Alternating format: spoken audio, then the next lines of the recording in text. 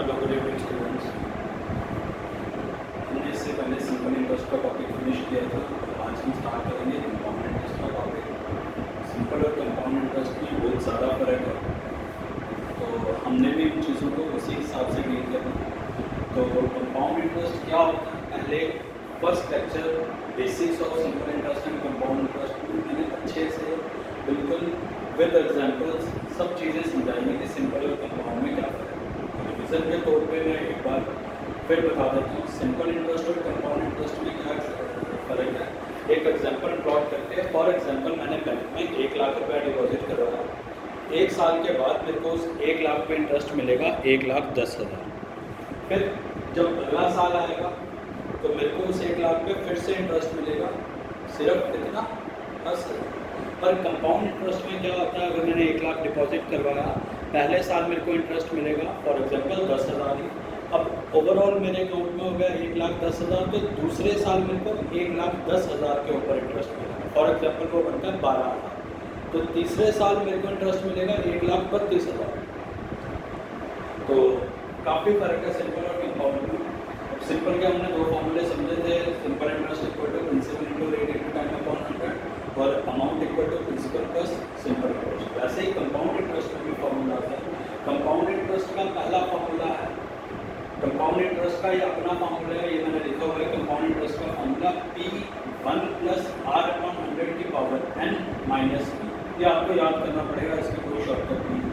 P1 plus R upon 100 की power n minus p। इनमें से n का क्या मतलब है, R का क्या मतलब है, P का मतलब है, वो हम यहाँ पे समझ लेते हैं। P का मतलब आपको पता है, P मतलब प्रिंसिपल, R का मतलब हो गया रेट, पर n का मतलब हो गया टाइम।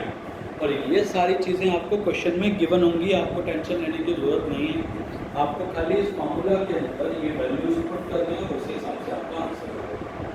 बट हम कंपाउंड इंटरेस्ट इस मेथड से नहीं निकालेंगे क्योंकि it is very very very lengthy. Exam में अगर मैं इस मेथड से कंपाउंड इंटरेस्ट निकालने जाऊंगा तो मेरे को बहुत ज़्यादा वक्त लगेगा। और मैथ का एग्जामिनेशन के साथ लिंक क्या है कि हमें जल्दी से जल्दी कम टाइम में ज़्यादा क्वेश्चन सॉल्व करना, तो हम इस फार्मूला का इस्तेमाल नहीं करेंगे। हालांकि बेसिक फार्मूला यही है, पर मैं इसका इस्तेमाल नहीं करूँगा, मैं दूसरे अप्रोच से जाऊँगा, मैं आपको समझाता हूँ। दूसरा अप्रोच क्या है, दूसरा अप्रोच समझने से पहले एक छोटे से बेसिक पे वापस आते हैं। आपको पिछले लेक्चर में या पिछले टॉपिक में मैं समझा चुका हूँ अमाउंट का मतलब क्या होता है। Amount equal to principal plus interest. अब यहाँ पे मैं सिंपल इंटरेस्ट नहीं लिख रहा क्योंकि वो सिंपल इंटरेस्ट का टॉपिक था, पर अमाउंट का बेसिक मतलब तो यही होता है। अमाउंट का मतलब होता है असल जो मेरे पास था, जिसको हम प्रिंसिपल बोलते हैं, प्लस जो मेरे को इंटरेस्ट मिला। इन दोनों को मिला दो तो वो अमाउंट बन जाता है। फॉर एग्जाम्पल प्रिंसिपल या शुरू में मेरे पास अमाउंट है, जैसे कि मैंने एग्जाम्पल ले ली, मेरे पास अमाउंट है स्टार्टिंग में कितना 10,000, और मैंने वो 10,000 बैंक में रखा। साल के बाद मेरे को इंटरेस्ट मिला 1,000 हो गया। तो 1 साल के बाद मेरे अकाउंट में पूरा अमाउंट कितना हो गया, वो अमाउंट हो गया तुम्हारा क्या। तो अमाउंट के बारे में तो हमें पता है, पर अगर यहाँ मैं ये बातें क्यों कर रहा हूँ, क्योंकि मेरे को कंपाउंड इंटरेस्ट जैसे निकालना है वो रास्ता अमाउंट के ऊपर ही डिपेंड है। तो पहले अगर कंपाउंड इंटरेस्ट का कोई भी क्वेश्चन आता है तो तुम्हारे लिए अमाउंट का फॉर्मूला क्या है, amount equal to P1 plus R upon 100 की पावर n। क्या फॉर्मूला है, अगर कंपाउंड इंटरेस्ट का क्वेश्चन होगा, क्वेश्चन में लिखा होगा कि कंपाउंड इंटरेस्ट के बारे में बात हो रही है, तो अमाउंट का फॉर्मूला क्या है, amount equal to P1 plus R upon 100 की पावर n। तो अब हम इससे कंपाउंड इंटरेस्ट कैसे निकालेंगे, हम जितना भी अमाउंट निकालेंगे, जो भी हमने अमाउंट निकाला होगा उस अमाउंट में से, जैसे ये प्रिंसिपल है, प्रिंसिपल इस साइड जाएगा, तो यानी जब भी मेरे को अमाउंट निकल जाएगा, अमाउंट में से मेरे को प्रिंसिपल माइनस कर देना, तो मेरा वो निकल जाएगा कंपाउंड। बस, बाकी आपको कोई टेंशन लेने की जरूरत नहीं है। तो आपके दोनों काम हो गए, चाहे आपसे अमाउंट पूछा है वो तो डायरेक्ट फॉर्मूला है, और अगर कंपाउंड इंटरेस्ट पूछा है तो पहले अमाउंट निकालो, उसके बाद उसमें से प्रिंसिपल माइनस कर लो तो आपका सीधा सीधा कंपाउंड इंटरेस्ट सॉल्व हो जाएगा। आई थिंक आपको बात समझ आ गई होगी, तो टेंशन लेने वाली कोई बात नहीं है। ये फॉर्मूला आपको याद रखना अमाउंट वाला। और कंपाउंड इंटरेस्ट कैसे निकालेंगे, अमाउंट निकालो पहले, उसके बाद उसमें से प्रिंसिपल माइनस करो। तो मैं अपनी पहले एग्जाम्पल की तरफ चलता हूँ कि मैं एग्जाम्पल के थ्रू आपको समझाऊंगा कि किस तरह हम कंपाउंड इंटरेस्ट सॉल्व कर सकते हैं या निकाल सकते हैं कंपाउंड इंटरेस्ट। पहली बात तो ये, फॉर एग्जाम्पल आपको प्रिंसिपल दिया होगा, प्रिंसिपल आपको दिया मान लो 20,000,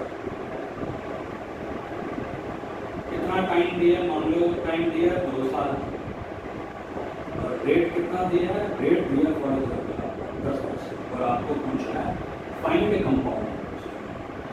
कंपाउंड इंटरेस्ट निकाल के थे कि बंदे को 2 साल के बाद कितना कंपाउंड इंटरेस्ट मिलेगा। कोई दिक्कत नहीं, आपको मैंने फिर से यही समझाया, पहले अमाउंट निकालो, फिर उसमें से प्रिंसिपल माइनस कर लो, आपका डायरेक्ट कंपाउंड इंटरेस्ट आएगा, कोई दिक्कत नहीं। तो अमाउंट का फॉर्मूला आपको बताया P1 + R/100 की पावर एन, कोई दिक्कत, principal given, rate given, n मतलब टाइम ये भी गिवन, तो सारी वैल्यूज पुट करो आराम से आंसर आएगा। प्रिंसिपल की जगह 20,000, 1 प्लस रेट की जगह, रेट मतलब कितना दिया 10%, एन मतलब कितना टाइम है 2 साल, करेक्ट। अब चीज़ों को सिंप्लीफाई करना है, पहले अंदर वाली ब्रैकेट को सॉल्व करो, 0 0 कैंसिल, क्या क्या बच गया, यहाँ बच गया आपका 20,000 = 1 + 1/10 की पावर 2। अगर मैं इसका एलसीएम लेता हूँ, ये आपका बचता है, मैं ये चीज़ ऊपर लिख रहा हूँ ताकि आपको ऊपर काम अच्छे से समझ आ जाए। अमाउंट = 20,000 10 से 11/10 का होल स्क्वायर, करेक्ट। अब इसको पहले सॉल्व करो, 11 का स्क्वायर 121 और 10 का स्क्वायर 100, 121 ये मेरा अमाउंट है। अमाउंट मतलब क्या होता है, फिर एक बार सुना, अमाउंट मतलब क्या हो गया, पूरा पैसा 2 साल के बाद मेरे अकाउंट में पूरा पैसा कितना आया, 24,200। पर कंपाउंड इंटरेस्ट कैसे निकालते हैं, आपको मैंने शुरू में बताया था कंपाउंड इंटरेस्ट कैसे निकालते हैं, अमाउंट में से प्रिंसिपल माइनस करो। अमाउंट तुम्हारा आया है 24,200 और प्रिंसिपल तुम्हारा था 24,000 और 20,000 माइनस करके क्या है 42, यानी मेरा कंपाउंड इंटरेस्ट 42। अब तुम्हें लगेगा ये लेंथी है, पर बच्चा इससे आसान तरीका कोई नहीं है। कंपाउंड इंटरेस्ट का फॉर्मूला हम नहीं लगा सकते, वो बहुत ही ज़्यादा लेंथी मेथड है। हम डायरेक्ट यही अप्रोच रखेंगे, पहले हम अमाउंट निकालेंगे, जो भी हमारा अमाउंट आता है हम अमाउंट में से प्रिंसिपल को माइनस कर लेंगे, तो हमारी वैल्यूज़ अच्छे से सॉल्व हो जाएगी और हमारा इंटरेस्ट होगा। तो आई थिंक आज के मेरे को क्वेश्चन स्टार्ट करने चाहिए। Let's start the question. Question number 1, I think आपको बेसिक समझ आ गए होंगे, जितने अभी तक जरूरत है, जहाँ तक मैं क्वेश्चन करवाऊंगा वहाँ तक जितने बेसिक की जरूरत है मोर देन इनफ मैं क्लियर कर चुका हूँ।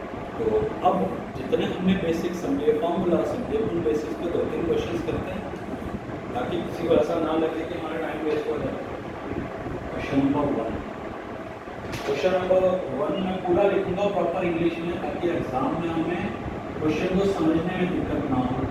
Question deposited rupees 8,000 in time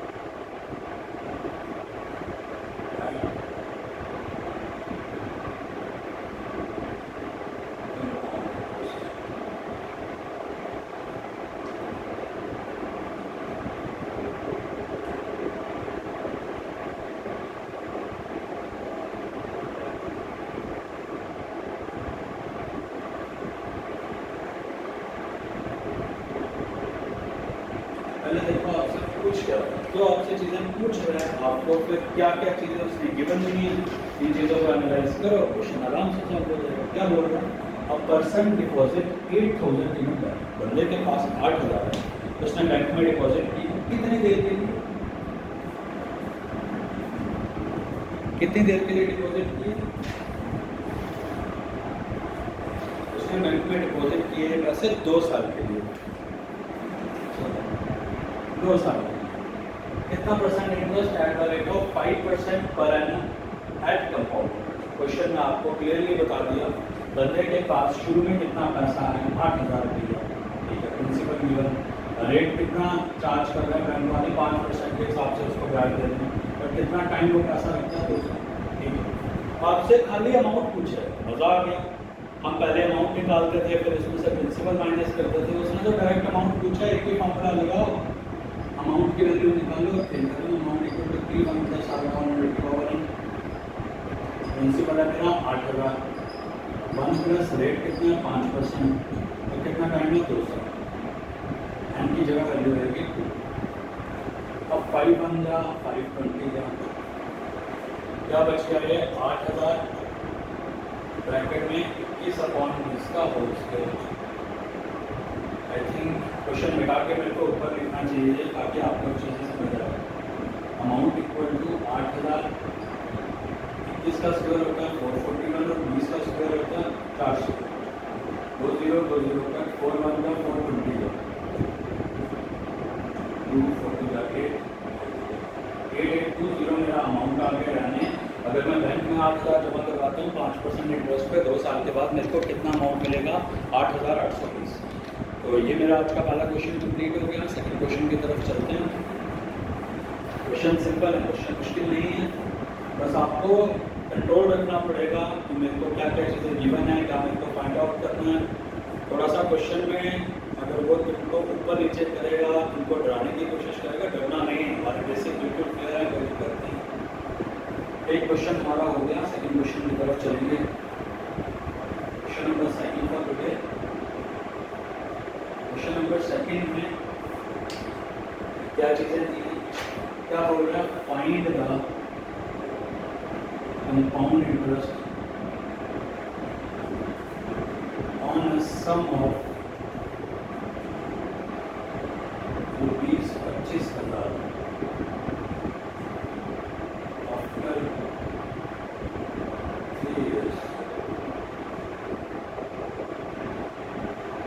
at the rate of 12% per annum।